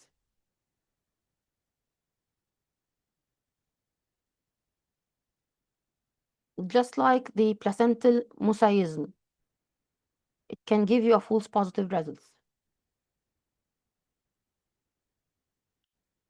So by ultrasound, you can see that this is only one baby, but in fact, they were twins and one of them has vanished. So the NIPT is going to be incorrectly positive for a chromosomal abnormality. So here, the parent is asking about including sex chromosome aneuploidies, just like Turner, just like Klinefelter. and microdeletions, which is, by the way, remember that the talk article was focusing on specific microdeletion that is now one of the commonest to be detected by the cell-free fetal DNA. They are trying to improve more and more the sensitivity of cell-free fetal DNA to detect this microdeletion. So what would be the most appropriate counseling to this parent?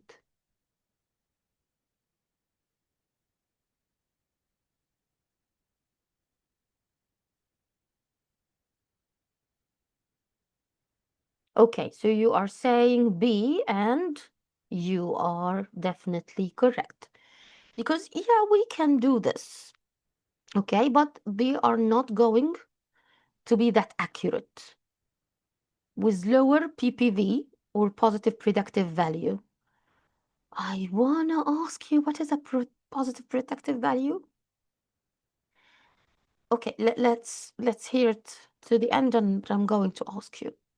So here we are going to have a false positive rates, and it's not that accurate. So it is a screening more than diagnostic, and still it is outside the UK national program. Okay, what is a positive predictive value of a test?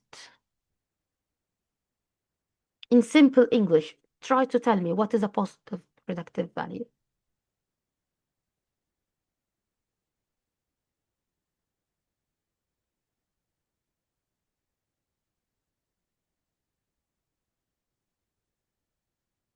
This is the equation. Okay. This is the equation, which is amazing, by the way. It's very trendy right now in all the exams, that you are going to calculate the positive predictive value of a test. But in simple English, is it like sensitivity?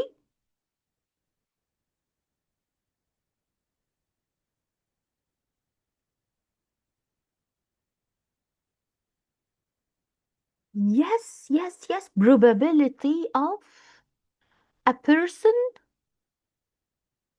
to be truly diseased if he tested positive. That's it.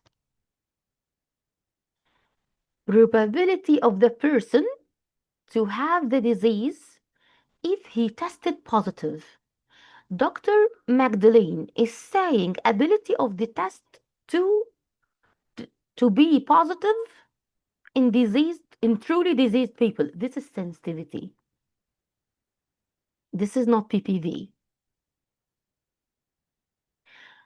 The ability of the test to detect positive people when they are really having a disease, this is sensitivity. PPV is probability of this person to be diseased if he tested positive. This is the difference between sensitivity and PPV. It's a huge difference, by the way. Sensitivity of a test means that you are comparing this test to a standard or gold standard test, another one. Okay? I'm sorry that I'm taking you in statistics, but this is crucial. When I say sensitivity, guys, of mammogram, because I love this example. What is the sensitivity of mammogram? Sensitivity of mammogram means the ability of mammogram to detect positive cases who are really diseased, who are really diseased, to exclude negative cases who really don't have the disease. This is specificity. So sensitivity is testing positive in true diseased people. How we are going to know this? We are going to compare it with biopsy. To know the sensitivity of mammogram, we compare it with biopsy. How would you definitely know that this person is diseased or not? By biopsy. right? But biopsy is invasive. Mammography is less invasive. So now I need to know how sensitive the mammogram is. So I'm going to see how many people truly have cancer. So I know for sure that they are having cancer. And I'm going to send them to do mammography. Mammography revealed 99 from 100 women positive. So it detected the uh, the picture of breast cancer in 99 women out of 100. So mammography is 99% sensitive.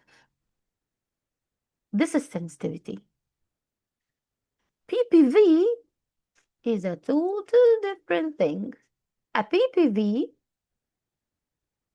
depends mainly on prevalence, P4 prevalence, the prevalence of a disease. Why? Because this is the chance that a patient really have the disease when he tested positive. So I love this example. Let's say I tested positive, okay, for Mantox. I tested positive for Mantox. Is that mean I have TB? Can you say that I have TB?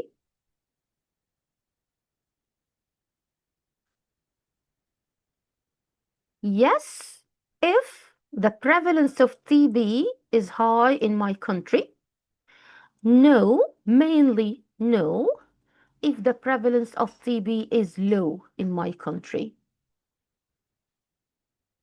This is PPV. My chance of having TB if I tested positive. This is PPV. Positive predictive value of a test. So this is truly different from sensitivity. Sensitivity has nothing to do with the prevalence of the disease. The positive predictive value mainly depend on the prevalence of a test. Mainly. Because guess what? I can test positive by Mantox, but it's false positive. Why? Because in where I live, okay, where I was born and where I'm living, the prevalence of TB is rare.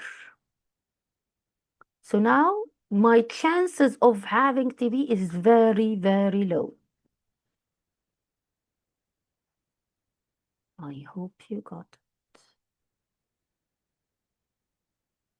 Okay, so here when they say this one, for this purpose, the NIPT to detect microdeletions, okay, is having low PPV and high false positive rates. Why? Because it's not that accurate yet. If there is high false positive rates, we're going to have low PPV and vice versa. High chance of having a disease means high PPV, yes. So simply in the exam, when they ask you about what is your chances to have this disease, if you tested positive, what is your chances of having corona or COVID when you test positive? What is your chances in this pandemic? What is your chances?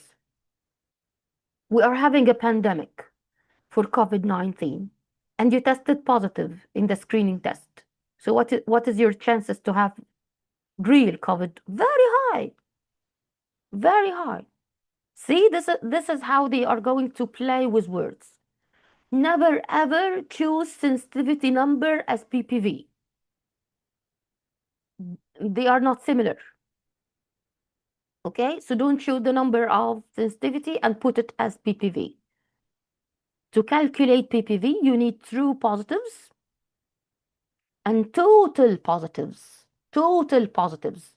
Total positive means true and false. Try to get the true positives and divide them by total positives, you got the PPV. This is the hard work in the exam to get the true positives and false positives. Usually they give you the sensitivity for that reason. You can assume the population number. You can assume them by whatever you want. You can assume that the population is 1,000, 100,000, 10,000, whatever you want. Okay, here, high chance NIPT means what? Means that she is having trisomy? No, this is very cool also. Yes, this is not a diagnostic test. This is a screening test, and we need invasive testing to confirm the result. Excellent. Before I get this down, I need to show you which microdeletion they were focusing on. Uh,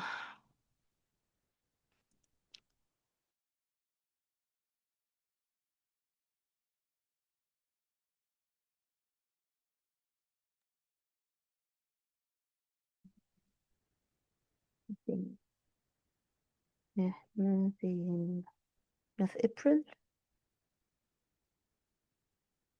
احنا مش في ابريل. يا نهار ابيض، احنا كل ده لسه في جولاي. Yes. Why I can't finish quickly? Why? Why? Why I can't finish quickly?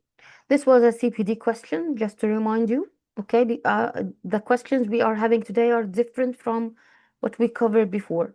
One of the CPD questions were about the preeclampsia screening.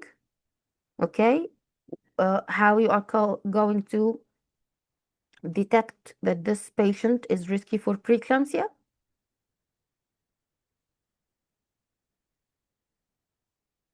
If there is low fetal fraction, you cannot see my screen. Okay. If there is a low fetal fraction in the NIPT, this is one of the things that can tell you that this woman is at risk for preeclampsia and FGR. Remember, we have also a question regarding, yes, this monogenic disease detection. Okay, we still have technical limitation. However, there was this table here. Okay, this can be offered by the expanded NIPT that the parent was talking about. But we are going to tell him that there is limitation. The expanded NIPT platform detects relevant variations of resolution more than 7 MB, which means I still need a big single gene variant or copy number variant, sorry, so that I can see it. So as you can see here, Cridochat is one of the largest. So yeah, we can detect it. And then come, what is this? What is the 22Q 11.2? DeGeorge. Yes, DeGeorge. Excellent, Dr. Magdalene. So we can detect this and the Cryochat because they are big. Because they are having big copy number variant. If you don't know what is a copy number variant, you need to go through the TOG article. Okay. Let's go for the upcoming one, ovarian torsion. So many topics. Okay, let's be quick. Forget about the pathophysiology now. Yeah. What would be the first line imaging investigation for a woman presenting with a sudden severe right iliac fossa pain, vomiting, and you suspect ovarian torsion.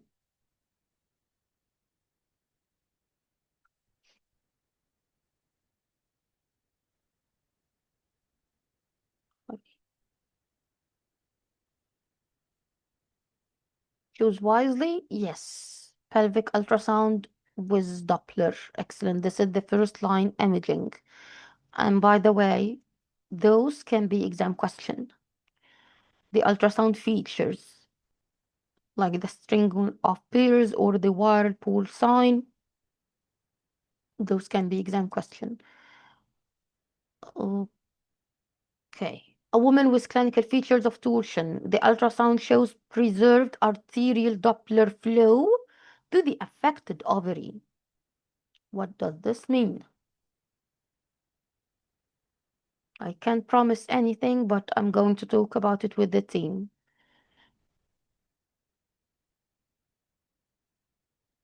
Yes, still, it does not exclude the torsion 100%.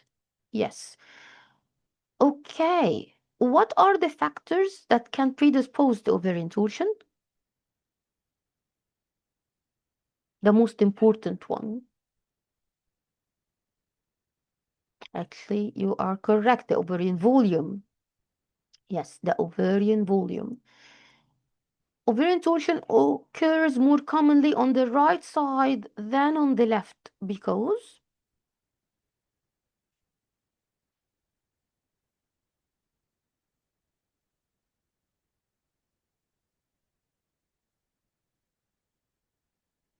and you are right. The sigmoid colon occupies the place, so it limits the mobility of the left ovary. A laparoscopy of a torted ovary in a 25 years old woman looks blue, black, and ischemic. What is the most appropriate management? Again, this could be in Q. Of course, she's going to have acute severe pain. And after you do the ultrasound, you are going to find out.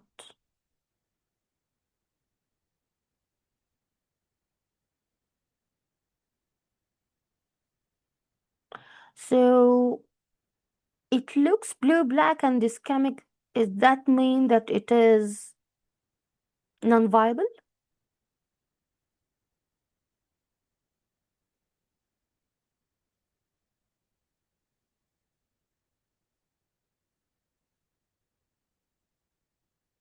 Okay, do you know the signs of non-viable ovaries?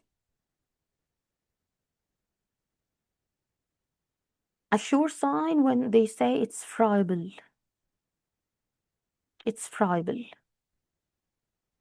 But if they said it's dusky, it's blue, it's black, it's ischemic, okay, maybe when I return the blood flow, it's going to become alive again.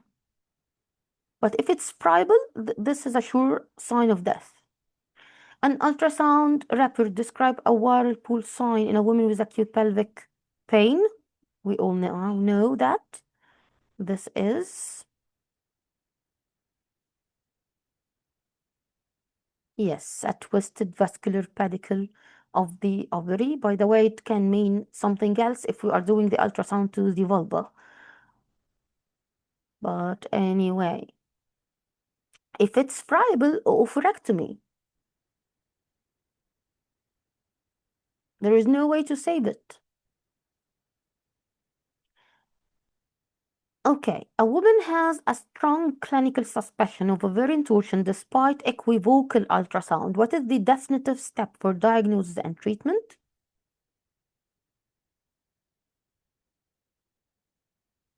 I'm so proud of you. Thank you so much for not choosing a CT. Thank you. Thank you so much. Yes, and this could be also a very long scenario.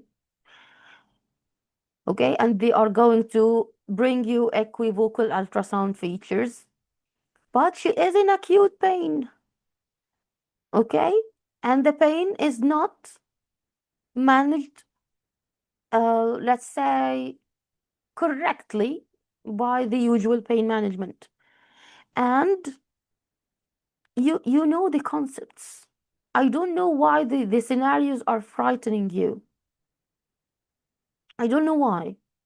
This could be a complete scenario of a woman who is having acute pain. It is unilateral, okay? You have given her painkillers for 24 hours. The pain is not going away, or it has settled some hours and then it came back. The ultrasound is not suggestive or very diagnostic for ovarian torsion. You know, when I say this scenario, you are going to say what? Say what? Some of you are going for CT, I'm sure. Some of you are going to discharge her because the pain had come down and then pick up again. But you know it. So don't doubt yourself. Don't doubt yourself. If there is strong clinical suspicion of ovarian torsion, even if the ultrasound is equivocal, diagnostic laparoscopy. Are you going to let her scream out of pain and say, no, the ultrasound was clear?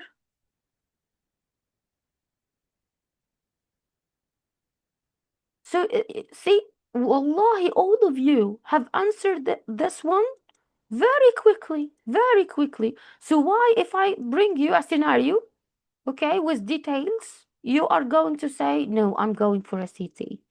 No, I'm going to follow up her. No, it's not a routine. Not a routine. Let's see this one. At detorsion, a benign looking ovarian cyst is found to be the cause of the detorsion. What is the appropriate approach to this cyst? This is not only a TOG article question, this is a legal question.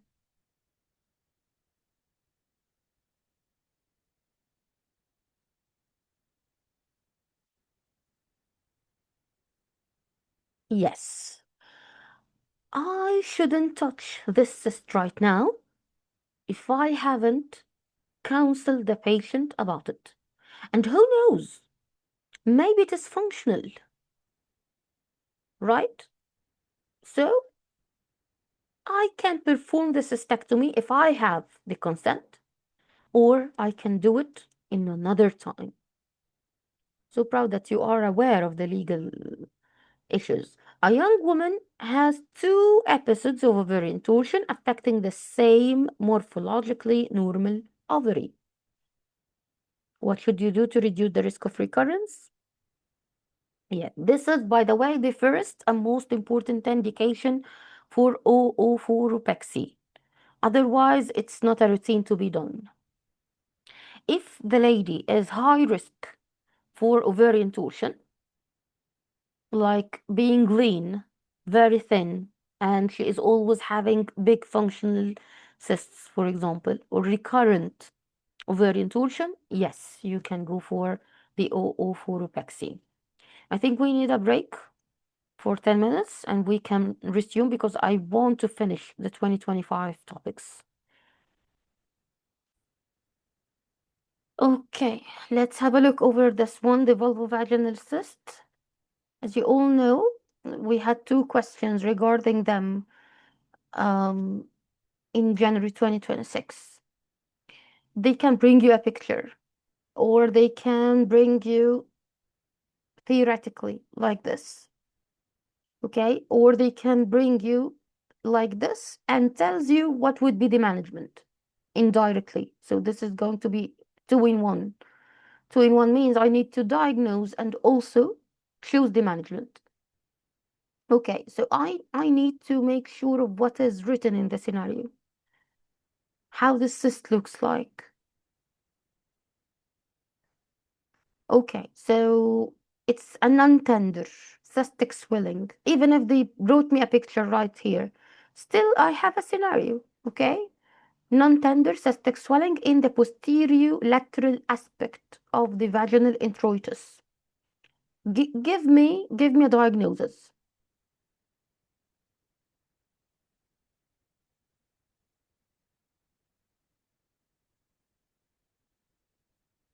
Posterolateral.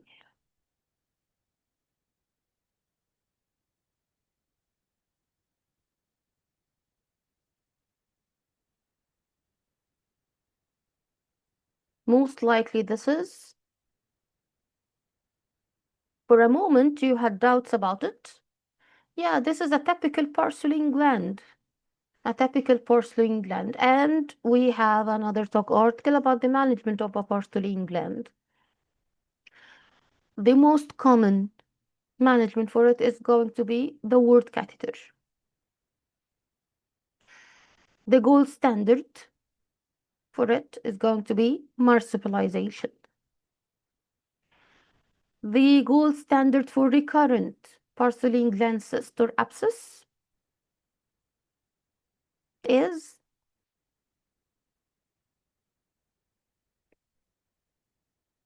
marsupialization. And what if it appeared to a woman in the postmenopausal period?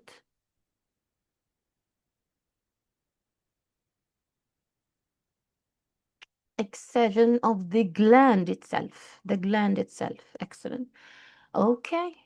Here we are. We are having the most appropriate management for a painful erythematous fluctuant porcelain abscess.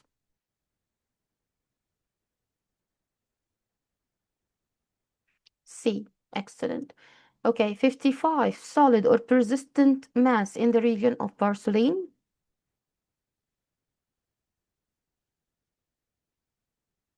Excellent. I need to take care, not the cyst. We are going to remove the gland. Excellent. Okay, small cystic swelling immediately adjacent to the external urethral meatus. What could it be?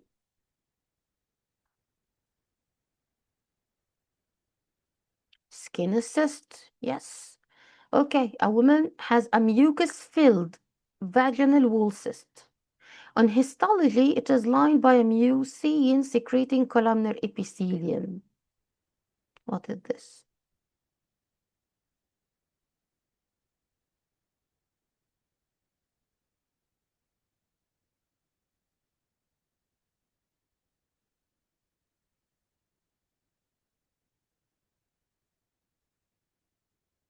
Silence, and some of you said A. It is secreting mucin, lined by columnar epithelium.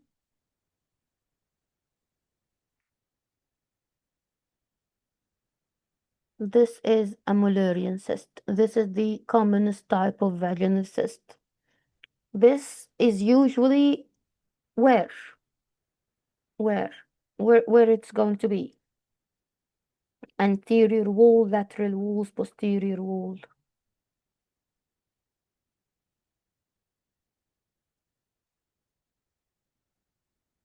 Yes, yes, either the anterior or lateral or anterior lateral.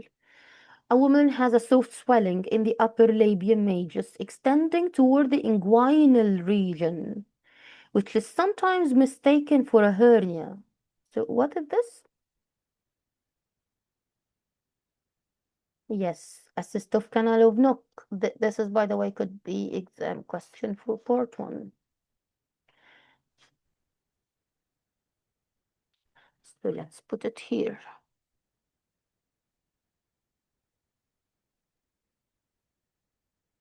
No, it's not Gartner. No, because they said it's extending toward the inguinal region. Gartner is not going to do this. Gartner is deep. Okay, so take care of the difference. A woman developed a cyst in the lower posterior vaginal wall at the site of a previous episiotomy scar. Of course, it can come with a picture. So don't be intimidated by the pictures. Always focus on the scenario. Yes, mostly this is inclusion cyst. Yes, it is inclusion cyst, and it can become abscess also. Anterior vaginal wall swelling, dysuria, dyspareunia, post-voiding dribbling, pressure on it produce a discharge from the urethra, reminds you of something. It reminds you of something, right? And it was coming with a picture also. You know how I know that this is not anterior prolapse? How I knew that this is not anterior prolapse?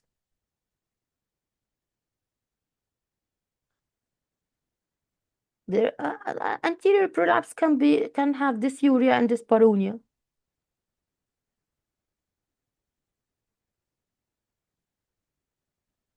Excellent. We have, look, the dribbling could be misleading. It could be misleading. Pose voiding dribbling could be because of many things. But at least I shouldn't have a discharge coming from the urethra when I press over it. This is pathognomonic for a diverticulum. This is not anterior wall prolapse. This is not a cystocele. A cystocele is not going to do this.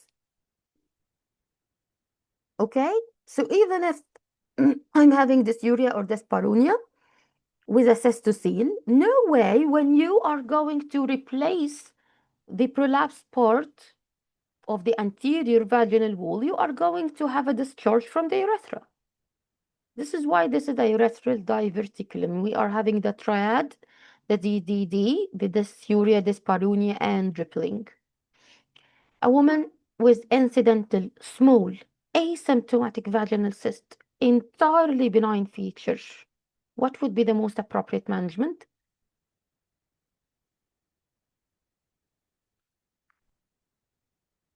ولا هاجي جنبها ولا هعمل لها أي حاجة. Reassurance, conservative measurement. I'm not going to touch it.